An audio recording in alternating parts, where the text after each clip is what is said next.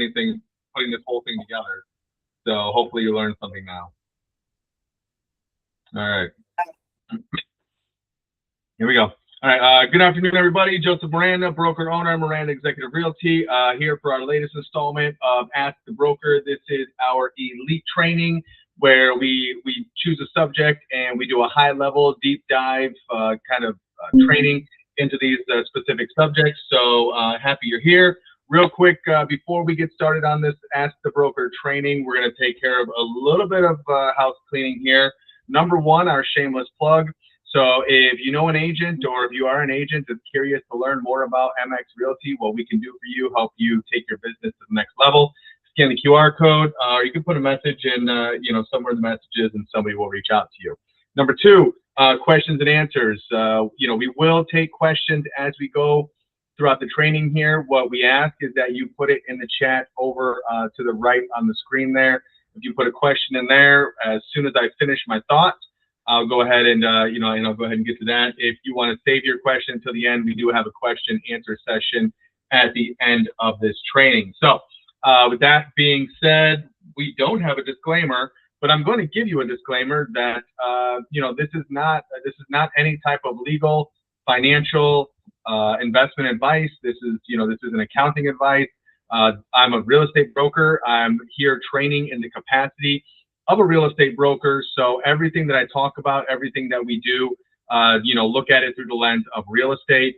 And if we talk about something that's outside of the real estate world, just make sure that you're, conferring with, with the appropriate professions for whatever it is that you're trying to do. That being said, let's go ahead and jump into it. Today, we're going to be talking about commercial real estate 101. So 101 means that this is a basic training. A lot of the information, if you have any background in commercial, maybe you already know this.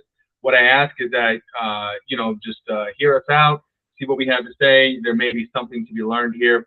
If not, our next commercial real estate training will go a little bit deeper into some of the things. But, at the end of the day, we're going to start with basic for now, and then we'll get a little bit more advanced as we go through. So definition, what is commercial real estate, right? So commercial real estate is, it's pretty much the exact opposite of residential, right? Commercial real estate would tell you that there's some type of business likely being done with that building, with that property. So there are businesses, investment, and, residential. Some residential does qualify as commercial real estate. So in Florida, there's a few different, or more than a few different commercial property categories, things that when you hear commercial real estate, these are the types of properties that should come up. Any residential multifamily with 5 units or more, right? One of the first, maybe one of the more important investing things that we learned when we were in real estate school is that multifamily up to 4 units can actually be considered, a residential purchase as opposed to commercial. Right. So, and we've done trainings on those in the past where we talk about house hacking and other techniques that you can use, where you purchase the property, you live in 1 unit, and then you rent out the other 4 units. But in this case, this is going to be 5 units plus. Warehouses, anything industrial, anything, if you see the big, the big garage doors, those are going to be considered commercial. Retail centers, strip malls, those are commercial. Office buildings, medical buildings, and then commercial condominiums. Commercial condominiums are probably, out of all of these, maybe the outlier. That's the last, that's a property that a lot of people don't really think of as commercial. But just like residential condominiums, commercial buildings also have condominium units as well. Irene, you can go to the next slide, please. And then in addition to those, you've got mixed use development, which is going to have, that's a lot of these new developments that you see that are being built over, by the ocean and downtown.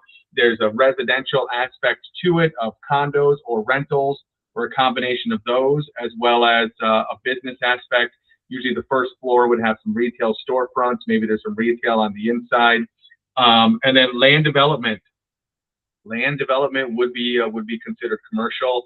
There are commercial real estate agents that specialize only in land, right? That's all they do is land.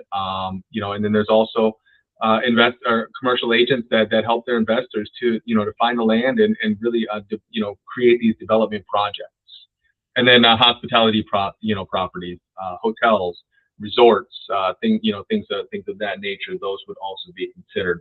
So, what are the major drivers of commercial business, commercial real estate here in Florida? Right, the commercial industry or the commercial real estate industry in Florida is, I mean, it's booming right now.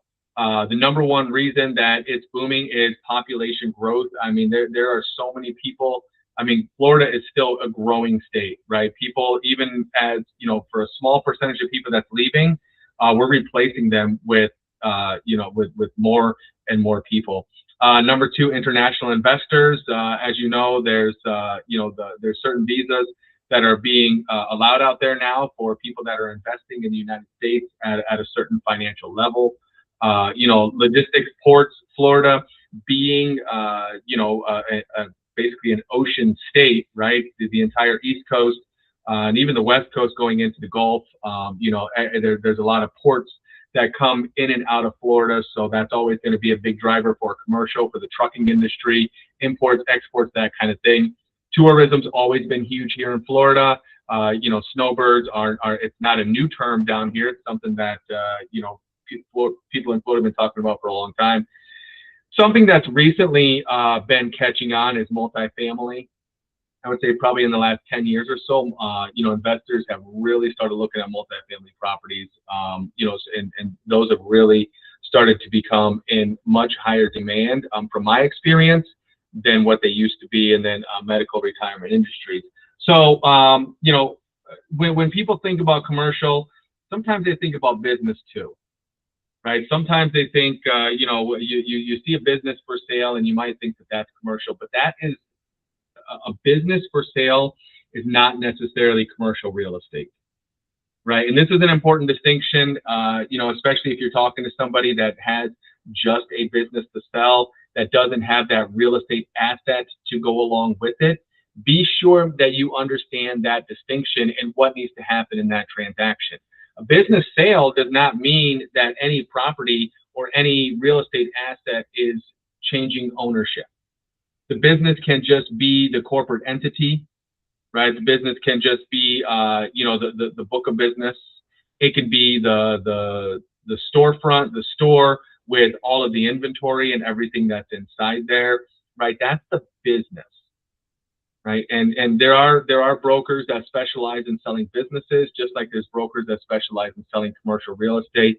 But commercial real estate 101, a business is not commercial real estate, right? Commercial sales are different than commercial real estate. I'm sorry, business sales are different than a commercial real estate sale. Later on, we will be doing a training on business sales once we get through the commercial series,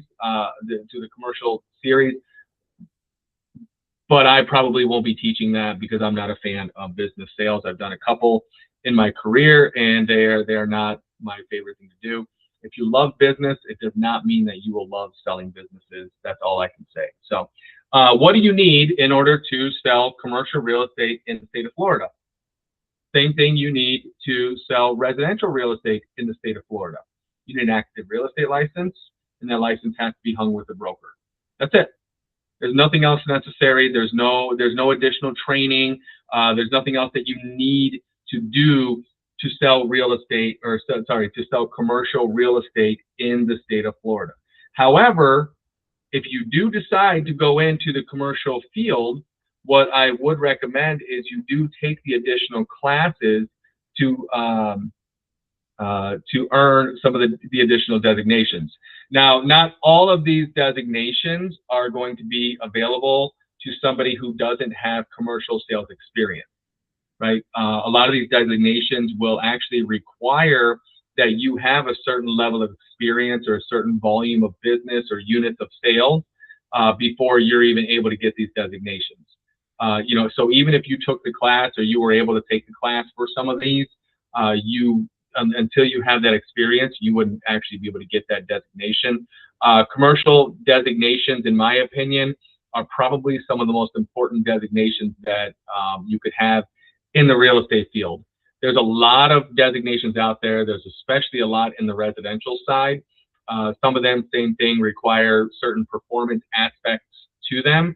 And anything that's tied to performance, those are the real designations, right? To me, if you can just take a class for, whatever amount of time and you can just get a designation, it doesn't really, to me, add much to your credibility because you would still be working out of theory, right?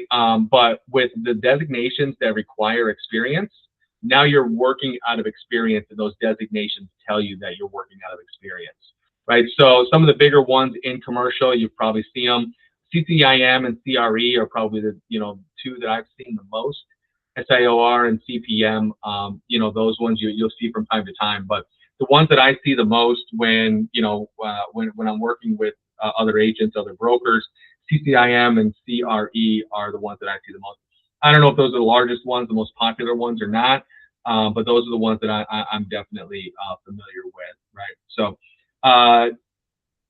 when you starting in commercial, just like residential, you've got to be familiar with what?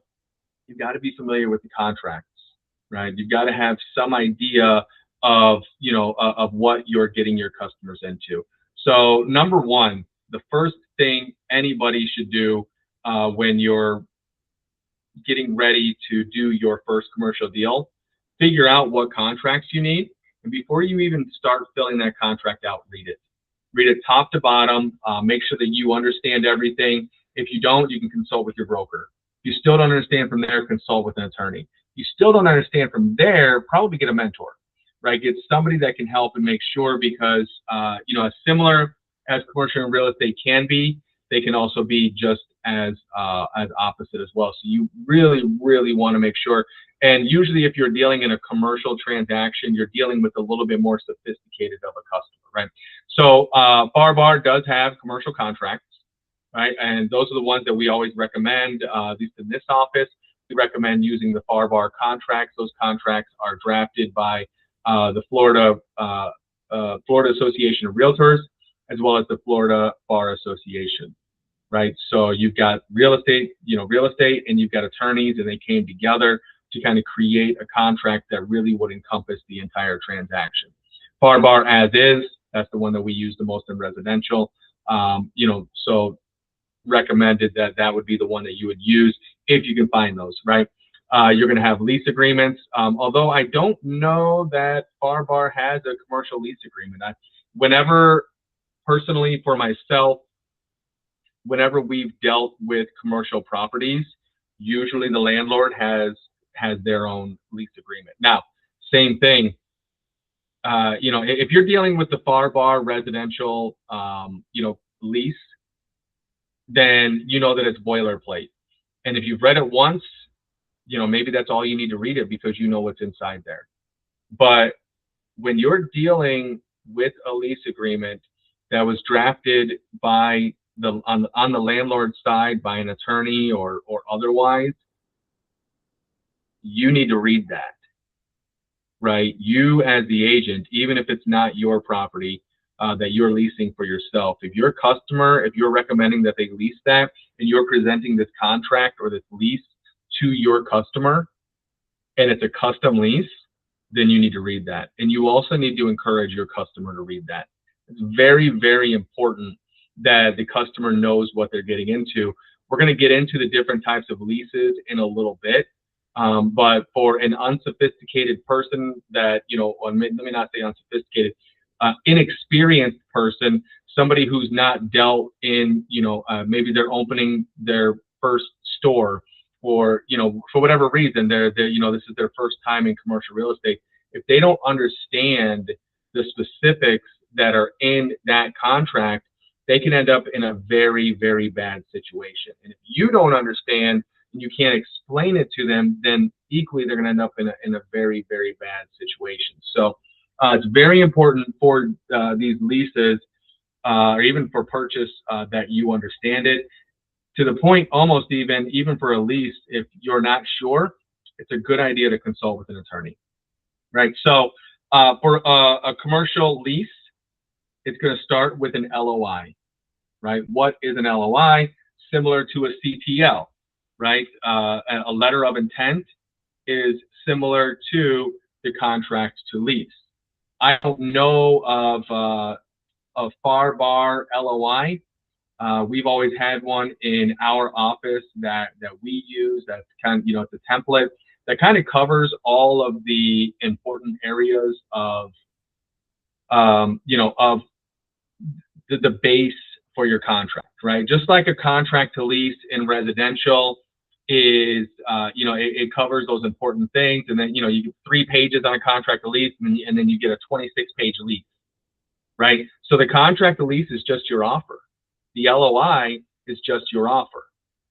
You want to include language at the end of your LOI that this is a non-binding contract, right? Just like a contract to lease would be a non-binding contract. You do not want to be bound. Say the landlord signs it and you never got the lease, and in the meantime your customer found another property. You just want to make sure that there's language in there to ensure that you're going to be non-binding, right? This is an offer, sign it, great. Even after the offer is signed, they still have to produce the lease, and that lease still has to be negotiated and agreed to as well. Read the lease, right? It should match everything that's in your LOI, but you still want to be looking for, little areas where maybe it doesn't exactly align with the goals for your tenant or for your customer, I should say. So common things that we go through on a letter of intent, it's going to cover your purchase price. If it's a purchase price, closing timeline. If there's a lease, it's going to have the amount for the lease, financing terms, any escalations that you may have in there, CAM responsibilities, community association management responsibilities, due diligence periods, tenant requirements. There's a whole list of things that should go in there, right? And again, I highly, highly, highly recommend if this is your first commercial transaction, or if it's your first commercial transaction in this type of, like let's say you've done a lot of commercial leases, but you're getting ready to go do your first commercial warehouse, right? Or commercial retail leases. I'm sorry. Let's say you've done a lot of commercial retail leases, and you're getting ready to now go into commercial warehouse lease. An attorney is going to matter, right? If this is your first time stepping into this realm in commercial, an attorney is money well spent, right? Things that they're going to help you with. Number one, contract review. Now they will charge you for contract review, right? That's a big thing. An attorney will definitely charge you for contract review, but at least now you're going to have, you're going to have, an expert opinion on the lease, or on the contract that they're working on. They will help. Now if you're on the tenant side, they're not going to draft the lease, but they can help you negotiate the draft that the landlord sends over to you. Purchase, title issues, entity structuring. Right now, that is probably going to be a corporate attorney, right? Should you be an LLC? Should you be an S corp? Should you be a C corp? Right? Those are questions that you would ask an attorney, and if maybe your accountant, a tax architect, maybe depending on your level of income, right? They're going to do the due diligence review, and then business sales structuring, which is a whole nother conversation that we're not going to get in today. So some other areas that you're going to run into with commercial leasing, we kind of already hit this.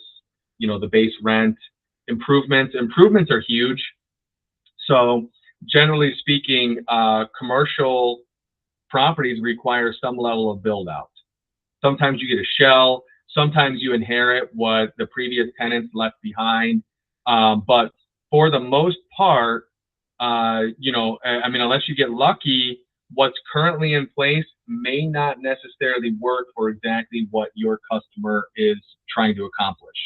Maybe 90% of it works, but they've got some level of, changes, build out, branding, color modifications, whatever they need to do. So, in your LOI, in your letter of intent, you can negotiate some time in the beginning of the lease for free, right? Maybe the first 1 month, 2 months, depending the size of that build out. The other thing is you could also request that the landlord do the build outs, prior to you moving in or prior to you taking possession. You can ask that the landlord actually do these things. Some landlords prefer to do them because they know that it's going to be their contractors, and their people doing it, right? Rent escalations, which is usually if you do multiple terms in your lease, right? 1 year is at this rate. The second year goes up by this percentage. Third year goes up by this percentage, right? Depending on what that term of that lease is. Maintenance responsibility, that's a very important thing that you're aware of. Who maintains the AC? Who maintains the windows? What if a window breaks? Whose job or responsibility is it for that? Right? A lot of these things that, depending on your lease or depending on your landlord, they may or may not be the one that's gonna manage the AC. Or if they do, maybe they still bill it back to you. Important things to know, right? Insurance requirements. There's almost certainly going to be some level of liability insurance required. What is that? Make sure your customer knows, get some quotes, get some estimates up front, and as soon as you can, so that can be planned for. You don't want these things to sneak up on you. Exclusivity clauses. So you don't want to be a dog groomer that goes into a plaza right next to another dog groomer, right? At least you probably don't want to be. I wouldn't think you'd want to be. So, you want to make sure of those things that, okay, I'm going to bring my dog grooming business into this plaza, and I expect that you're not going to lease any of this plaza location to another dog groomer. I don't want to be in competition with one of my neighbors, right? You got lease term and then your options to renew. Generally, a commercial lease is going to want multiple years. They're not going to just want a 12-month lease. They might want 24, 36, 60 months even. Probably the longer the term, the better the better rate you're going to get. And then you always want to build in some option to renew. So I always like, I like a shorter term. I don't like to have myself boxed in, right? So maybe I would do 48 months with the option to renew over the next 3 years, right? And then I'm going to build in my increase. So, here's my initial rate. When it, on my second year, the second year into my lease, it's going to go up by this much. If I choose to renew on the third year, it goes up by this percentage. If I choose to renew by the fourth year, it goes up by this percentage, right? So you want to build in, or you want to have all of that stuff built into your lease ahead of time so that you can plan for it. If you don't have it built in, if you just say, okay, 2-year lease, boom, done, okay, we're good. Well, when you renew, rent rates may have gone way up. I mean, maybe they go down. If that's the gamble you want to take, that's okay, right? But more than likely, the rate of rent has probably gone up more than what you could have just built in, as an increase into an option to renew. And remember, it's just an option. You don't have to exercise that option, but it's nice to have that option, right? It's nice to have that option, and that would go into your letter of intent, right? These things go into your letter of intent on how these things are handled, right? So what are the different types of leases that you're going to run into in a commercial leasing environment? Triple net, gross lease, modified gross lease. Personally, my least favorite is the triple net. I think that might be the least favorite for everybody, right? That one can be a little bit tricky. You've got to make sure that you really know what those extra costs are going to be, right? Ask the agent, ask the property manager, ask whoever it is. In the state of Florida, you can even audit the ledger to see, if you get charged, to make sure that those charges are in line. But it's right here: taxes, insurance, CAM, right? Common area maintenance. So, and that's all of your exterior areas, right? But these are these are the three areas. Taxes, insurance, you can kind of count on. They're going to be roughly the same year over year. Cam can, you can get a big charge. If 1 year they end up having to do a major repair to, the parking garage, or the major repair to, the parking lot, they overhaul the security system, like whatever it is, that can end up being a really big charge. So you need to ask these questions up front, because this is, it's kind of an unknown. And then you get hit with a bill, boom, right? Okay, your assessment for your triple net is $15,000. And you're like, holy cow, like 15,000, that's a lot of money, right? Usually, I think the landlord or the owner manager will allow you to pay that over time, but that's your base rent plus your triple N charges on top. So, and sometimes those can be almost or the same, or maybe even more than what your base rent would be. It's very important to know that, if you come across the property, if you're looking at properties, and this one right here has, a significantly lower price per square foot, then, figure it might be worth making a phone call to say, what type of lease are you guys using on this, right? And then get an idea. The previous tenant, what did they pay? Find that out. This is triple nets. If you first time working with them, I've seen more than one business owner get shocked once they get the assessment after their year. So, all right, gross lease. This is my favorite lease. I love a gross lease. If I have to rent space for myself, I want a gross lease, because the landlord, it's pretty much like renting a house, right? The landlord pretty much covers taxes. You probably have to have a little bit of insurance for yourself, liability, like you would, but you don't have to cover, the insurance necessarily, for the building. And for the most part, again, well, same thing, air conditioner, right? Those maintenance things, you're going to want to figure out who covers what, right? For me personally, I prefer if the landlord covers all of the mechanics of the property. I don't mind if I have to cover, the shell on the inside, not a big deal. But for me personally, I prefer that the landlord covers the entire building. This one will probably come with a little bit higher price per square foot, but you're also not going to be shocked, if they had to do some major repair at the end of the year, or their insurance rate, went way up for, whatever reason. You're more locked in, and you can be more sure what your monthly rate is going to be. And then a modified, there's just some shared responsibilities with a modified, a modified gross lease. This is kind of a hybrid between the two, right? This is, tenant was going to cover, increases. They're still going to cover, CAM or some CAM.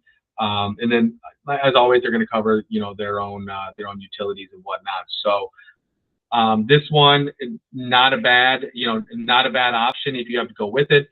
Again, my recommendation, if you can, get the gross lease. I'm working with the customer right now. We're looking over in Pompano on Federal Highway, and the only leases that those landlords there are offering are triple net leases. So, they can be a little tricky. So, CAM fees, right? What are the things that if you do end up in a triple net situation, what are some of the fees that you may or may not end up having to pay for? You're going to have things like landscaping. Next slide, Irene. Landscaping, parking lot maintenance, security, exterior lighting, roof maintenance, hallway cleaning, and insurance allocations. So you can imagine these are going to add up, right? You can imagine that, these things definitely add up, and none of this stuff really goes down, right? It doesn't, it doesn't go down. So, and again, if you end up in, looking at a triple net type lease where you're going to be paying for the CAM, if you like to nerd out a little bit, maybe not a bad idea to ask, you can look at the ledger, right? You can, that is something that people request to do. Raphael, if you have a question, you can put it in the chat, or did you have something to add? No, it was a question actually. if the tenant's going to be responsible for paying for all these items, can the tenant choose who's going to do them? Or does he have to pay the person who the landlord's already using? Yeah, because the landlord's already paid them. So these are kind of the common areas in the building. So the landlord is already, they've already chosen who they're going to have do it. And yeah, so that's another problem, right? Because you don't really have control over, who's coming in and doing the landscaping, the parking lot. And maybe the landlord isn't real cost conscious when he's looking for a new landscaper or a new security company, because he knows that all of these costs are going to be covered by the tenants, right? And let's say all things being equal, you have a 10-unit building, and all 10 units are exactly the same size, right? So each unit is going to be on the hook for 10% of whatever these costs are going to be, right? So if landscaping is $10,000 a year, then your CAM bill at the end of the year for landscape is going to be that $1,000, right? Parking lot maintenance, let's say it's, I don't know, $20,000 a year, then your CAM fee at the end of that year is going to be $2,000, and so on and so forth. So that's one of the reasons why I don't like triple net, because you lose that level of control of who the customer or who the vendor is, and what that cost might be. And I don't know that the landlord necessarily has a vested interest in getting the best. Obviously you want quality work, but if you're passing the cost along to someone, you may not be incentivized necessarily to get the best work at the best price. That makes sense. For commercial loans, mortgages, these are still a thing, and some of these are the same loans that you could get by for a residential investment property. DSCR being one of them. DSCR is debt. What happened here? Oh, okay. So conventional commercial loans. Well, we'll start with conventional commercial loans. So this is probably, if you could walk into a bank and you say, hey, I want to buy, I don't know, this office building, or I want to buy this office condo, right? This would probably be the first product that the bank is going to ask you, have you look at. From my experience, this is my experience only, generally they want 30% down. I know this says 20 to 30% down. Maybe if somebody that owns multiple properties, or they have a very large portfolio, or maybe a very large bank account, they could come in for they could get a 20% down payment. But generally speaking, from what I've seen on a commercial, they're going to want 30%. And also not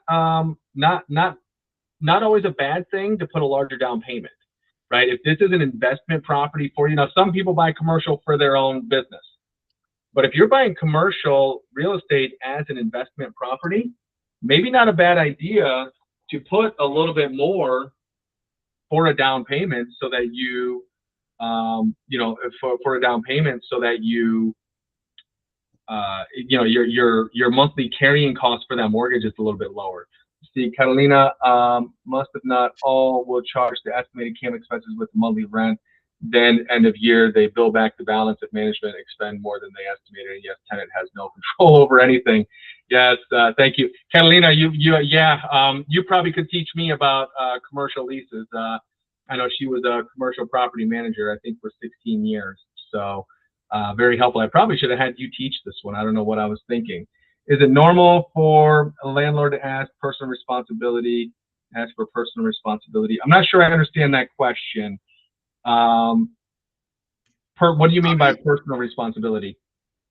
I actually own a business, and the building I'm in, it was just sold, and we had to renew the lease last month. And this person came up with a triple net lease, actually, that includes the CAM and all this crazy stuff that they asked for. And I'm kind of in a situation that if I don't get on that lease, I'm gonna have to leave somewhere else. And the price I'm getting is actually good, but the one thing that throws me off the most is that they are asking for personal responsibility. Like if the business, has to do a bankruptcy, or they can go after my personal assets per se, And he says, "Oh, don't worry about it. You know, you just talk to me if anything goes wrong, and we'll figure it out." But at the end of the day, he's making me sign it, you know, and I'm kind of on the spot there. Yeah, personal guarantee. Yeah, Yeah, I could definitely see that. Even if you like, in this case here, conventional commercial loans. Even if you go out and you get a commercial loan and you have a corporation that's going to get that loan, that bank likely or possibly could still ask you to do a personal guarantee on it, because you know what they know is, if you come in as a corporation or as a company and you know the corporate veil, let's say you do everything perfectly and you don't pierce the corporate veil and you know whatever, all of that good stuff, uh, really and truly you could just dissolve that corporation. And if there's no personal guarantee for you know for a person backing that lease, then you would be released completely from from all liability from it, because every liability that was attached with that corporation goes with that corporation. So corporation goes away, it wouldn't reflect back on you unless you signed a personal guarantee, which is why a lot of times, yeah, landlords and even banks are going to ask you for a personal guarantee. To me, yeah. like, As banking and loans is understandable. They do it all the time. But I don't know. I have done a couple of other commercial leases. This is the first time that I come across them asking for personal guarantee. You know, they can go after me. Literally, I'm signing on it. Whenever I've done commercial leases, at least for myself, I've always done a personal guarantee on those leases, kind of with a handshake agreement that, hey, look, if my business completely fails and you know we go out of business, you know, please just try not to destroy me personally, right? But yeah, a lot of them will, and yeah, even Catalina says that yeah, that's common. It's a common thing for a commercial lease to ask. So the previous owner didn't ask you to do a personal guarantee? This is just somebody who bought the building in, and he's raising the rent and putting these triple net leases on. And I understand because the previous owner had the building pay off probably, and whatever he was charging at the time worked out for him. But whoever bought it paid 4.5 million for it, so he has to figure out a way to. And that's understandable. I get it. But the one thing that threw me off was the personal guarantee, because go forget I get into some sort of trouble, I have to close down. Are they gonna go after my house and my personal things? That got nothing to do with the business. But it is what it is. I guess if it's common, it's common. I either sign it or leave. Well, the thing you could do, I mean, I don't know if you could 100%, but you can protect your assets in other ways. I understand that part. Yes, I get it. Yeah, and God forbid, and hopefully your business is you remain in business and everything remains successful. But as especially for myself, as I get older and I kind of start thinking about my succession plan, trusts and corporations, things like that. Yeah, thank you, Catalina. Yeah, Catalina just put that in there. You can put so much into a trust. You can put so much into a trust, and if you have, if there is a concern, I don't know how much it costs for a trust now. Used to be a couple $1,000 for like kind of a simple trust. Go to an estate planning attorney. I guess that depends on the attorney that you go to, but I would recommend it. And then you can put your house and any other assets that you have, just put them into the trust. Corporations, again, not tax advice, because I'm not an accountant, not even legal advice because I'm not an attorney. I understand. I guess that's the way to go. I was never put in a spot like this before, so I guess that's I have to do something else in order to. It's not only me, the family. It's hard to put everything that you build over the years on the line for one of these things. Yeah, yeah. Yeah, and that's why I guess but I don't know. Yeah, triple net's not my favorite lease. Definitely not my favorite lease. From what I see, they usually seem to cost more than if you can get yourself into a gross lease. And I think over time, if you can build in those options for renewal, you'll usually end up in a better situation than you would from a triple net. I don't know, maybe there's somebody that has a different experience, but from my experience, triple nets are not. But I'll say this: landlords themselves, they put themselves on the spot because it's gonna be hard to find all the people. That the only reason that I'm gonna sign this is because I'm already here, and it's gonna be hard to find a place that the one that I have built to my to what I need for my business, and whoever is gonna come next on the other offices, I'm pretty sure any small businesses are gonna. This is gonna be a hard thing for them to deal with, like signing their personal stuff on on a silly lease, and it's a 1 year lease. It's not like he's giving me like 5 years or whatever. It is Oh, what it is. he didn't give you the option to renew either? Oh, there is an option to renew every year, but I mean, I don't know. Yeah. Yeah, it doesn't sound, yeah, new ownership can definitely be challenging. Especially if the landlords that, if somebody's owned a building for, decades, then, their carrying costs are probably lower because they don't have those financing charges. They probably bought the building at such a lower price. And then all of a sudden somebody comes in and they pay retail for a building in today's market. Now the carrying costs are way higher for the owner because they've got a higher mortgage, and they don't have that time frame to build the equity and build all these things. So yeah, he's probably trying to cover his bases as well. Last thing just as much as he shouldn't want his owner, the business owners to go out of business, the business owners don't want the property owner to go out of business either. So it's kind of it's a delicate balance there between those two. Trying to figure those out. My first reaction was, I'm gonna go somewhere else, but I didn't realize prices for commercial real estate had gone so high. Like on the Kendall area, it's gone anywhere from 35 to 40 bucks per square foot. So, I mean, what I'm paying is still a fair price. It's just that part, the personal responsibility. We keep talking about it. Yeah, $35 to $40 per square foot in Kendall. No kidding. Wow. Yeah. Yep. Wow. That's higher than I would guess. That's higher than I would guess for Kendall. But yeah, it's good info, man. Rafael, for an attorney, I actually have two attorneys. If you reach out to me, I can get you their information. I've got one. This was a girl that I worked with when I actually signed my first commercial lease for our office. Where was it? I think it was in Coral Springs. And she reviewed the entire lease and did a really good job. So yeah, I recommend her. And then, all right, awesome. So all right, so we've got conventional commercial loans, also SBA loans, Small Business Administration.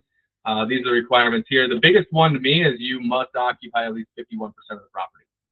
So this is almost like house hacking, right? Where you're going and this is for your business, so it's almost like buying a duplex and you're going to live on one side of the duplex, right? Or buying a fourplex, you're going to live on one side of the fourplex. So SBA, I've never had an SBA loan. I've looked into them. They just, I don't know, for me, they never worked out. They never looked like the best option for me, but I know that it's a popular choice for others. So, and at the end of the day, it's all about options, exploring all of your options, whether it's, you go with the conventional commercial, SBA, another one, DSCR.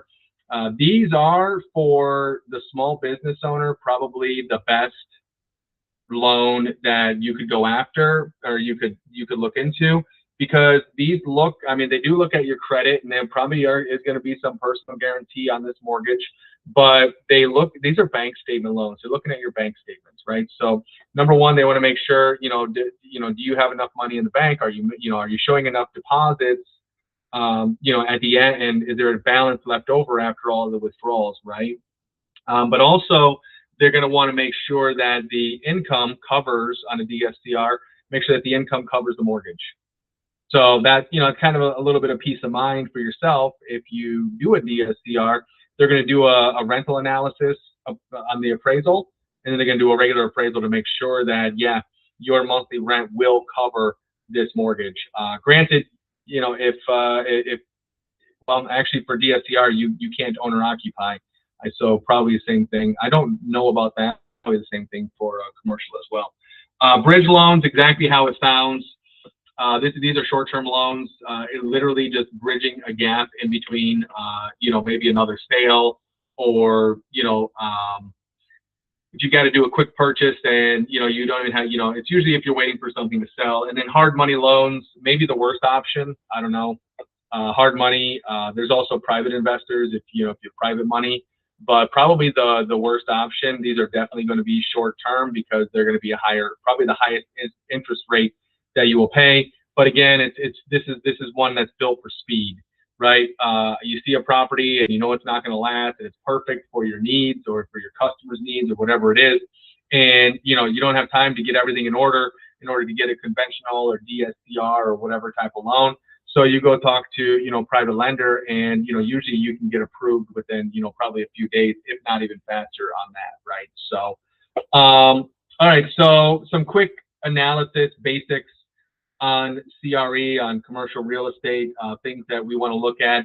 So these are just three really quick analysis, right? NOI, what's net, what's NOI? That's your profit, right? And that's before your debt service. So that's gross income, basically minus operating expenses is your NOI, right? And operating expenses, it's pretty much any expense that it takes for you to run that business. So and then, but that's before taxes, right? So NOI is before tax. Cap rate, you have to know your NOI, and then you're going to divide that by maybe not your purchase price. It could be your purchase price, right?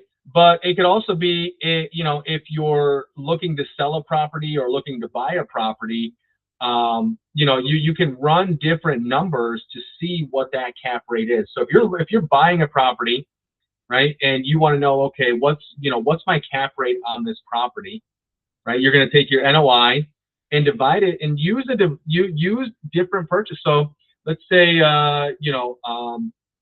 want a 9 cap. You got to just kind of keep playing with those numbers on the purchase price. Bring the price down, bring the price down, bring the price down. Or if you can bring your net operating income up, right? So if there's something in there where you can build on top of that net operating income, right? But that's the only way you're going to change your cap rate. You hear a lot of people talking about it, right? The capitalization rate, right? So it's affected by your net operating income, which is gross income minus expenses, and then your purchase price or sales price, or basically just your price, or even you could say your value of the property, right? So if you want a 9 cap and your NOI is here, there's nowhere to move on the NOI, then you gotta bring the price down, right? You got to bring that price down.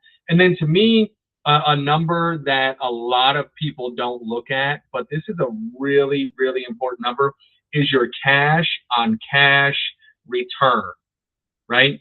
So what is that? That's the cash flow of the business, the cash flow of the building, divided by the cash that you actually invested. Your down payment and closing costs, right?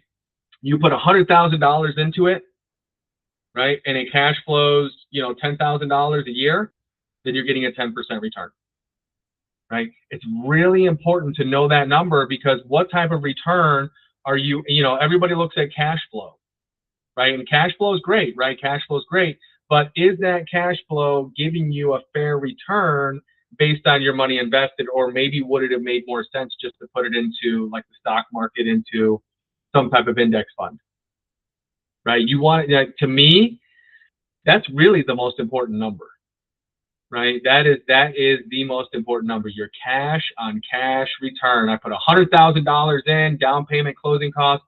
How much money at the end of the year did I get back? If I got $8,000 back, then I got an 8% return on my $100,000, right? So on and so forth. So really important number to know, and it's really just based on the money that came out of your pocket. That's it. It's only based on the money that came out of your pocket. All right, couple last points here. Again, this is 101, so we're dealing in basics today. We're going to work on getting a little bit deeper into the next one. Maybe that one I'll ask Catalina to to teach that one, although I asked her before and she didn't want to do it. So see how that goes. Don't tell her I said that, guys. She has no idea I said that. All right. So FIRPTA, huge if you're a buyer, right? FIRPTA, and it's such a big thing now. Now here in Florida, I mean, it was kind of always talked about. But if you're buying from a seller that's a foreign national or a foreign descent, you need to find out, okay, where's your citizenship at, right? Because if they're not an American citizen, and usually the title companies will pick up on this, and they're really good at at catching it if the buyer or the agent doesn't catch it. But just something to kind of make sure that everybody here, while we're talking about it, if you're buying a property and the seller is from another country, technically, if nobody catches it, they take all their money, they go run off to their country of origin, money's over there, and the U.S. government's going to be like, well, but wait, you owe us taxes, but now you're all the way over in this foreign country that may or may not even be a friend of the United States, so we can't collect it from you, but we're the United States government, and we're going to get our money. So who do they go after? They go after the buyer. If a foreign individual sells a property and they don't pay the taxes, capital gains, and whatever, and the U.S. government cannot collect those taxes from that seller for whatever reason, they go after the buyer. Not fair. Totally unfair. Like, that's just like a terrible rule. But that's why it's important for us to know about FIRPTA, why it's there. But like I say, usually title companies are pretty good at it, but we should never assume anything, right? We all, we trust that everybody knows what they're doing, and they're doing a great job, and they're giving us the best service and advice possible. But we're also going to verify that they know what they're doing. They're doing a great job, and they're giving us the best service and advice possible, right? So you trust them, but also verify and make sure that they are doing things the right way. Just know you're working with the buyer. Seller may or may not be a citizen of the United States. FIRPTA might be an issue, so that's where you raise the question, and you want to make sure that those taxes are captured at closing before the seller has a chance to run off with the money. Apparently that was a thing. I don't know. I've never seen it happen, but I could see how that could happen. So a couple of our favorite websites for commercial real estate: LoopNet and Crexy. Everybody knows them. Those are the big ones. From what I understand, Crexy actually gives you more data than LoopNet, right? LoopNet is kind of like the big name in the industry, the big name in the game. But Crexy is, if you like to nerd out a little bit and you want more data and you want more statistics, Crexy is going to be the one to go with. I've never, I don't do a lot of commercial deals. I've done my fair share, enough to have an idea of what I'm talking about here, but I've never had to pay for an upgrade in service from LoopNet or Crexy. If you become a commercial listing agent, which maybe you should, I don't know, you're probably going to need to upgrade. They can run a little bit pricey, so govern yourself accordingly. The MLS does have commercial space there as well, but I think a lot of like purists, commercial agents, they're going to be really more in this space right here. I have heard a couple of tactics that agents use when they want to get into the commercial business, lead generating ideas. Again, it's the same thing. You've got to go out and you've got to find leads. You've got to go meet people. But if anybody in this call is interested in learning some tactics on finding commercial customers, we can talk about that into the next one as well. So here's your call to action, right? So you now know at least the basics, or at least a little bit of the basics on commercial real estate, right? So, well, you did that, right? At the I don't know if we start top to bottom. I don't know. Let's start at the top here. So learn the basics of Florida commercial real estate. Kind of did that. probably you're not even an expert of basics after this hour, teaching here, but hopefully you're a little bit better than before. Leasing, letter of intent, and contracts.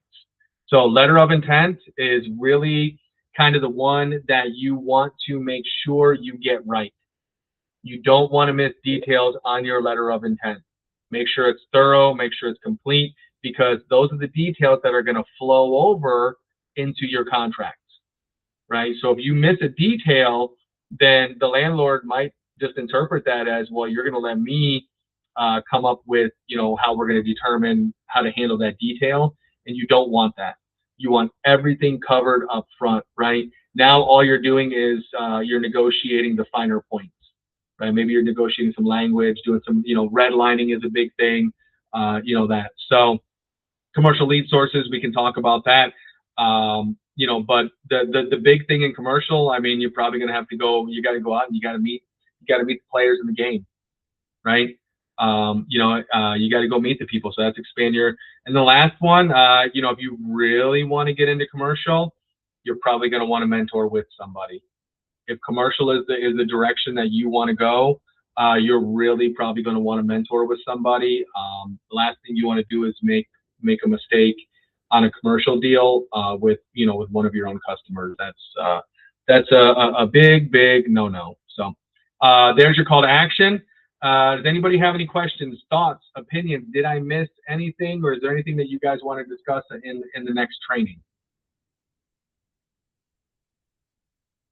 This is amazing. All right, we did an amazing job. All right, so next week, please mark your calendars. Okay, so you guys know every Tuesday, noon to 1 p.m. we're doing some type of training. This is, although there's none of our branding on this flyer, it doesn't even tell you that this is part of our Beyond Real Estate series, but this is going to be the latest installment of our Beyond Real Estate series. What is Beyond Real Estate, right? So Beyond Real Estate is our in-person training that we do once a month, and we bring in people from different professions in the real estate industry. And then they come in and they train you on their job, right? The idea behind this is because we're the real estate agent and the transaction kind of always seems to center around us, right? Somebody wants to buy a house, they don't call the lender first, they go on Zillow and they call the agent, right?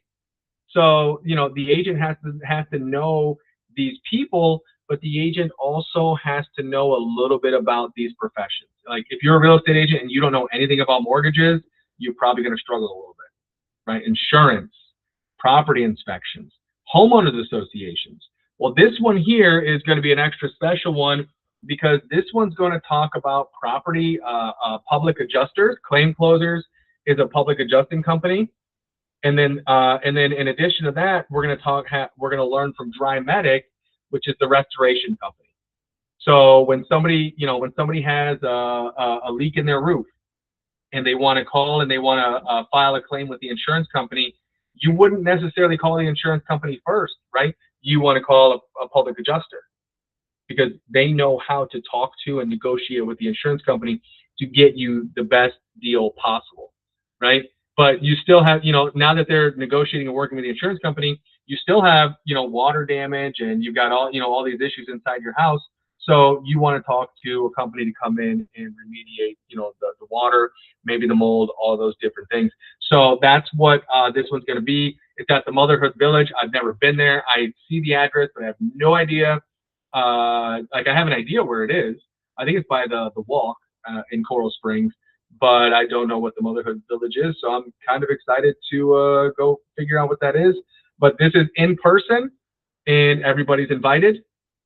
Especially if you're on this call right now, you can bring you can bring other people to these. Lunch is served.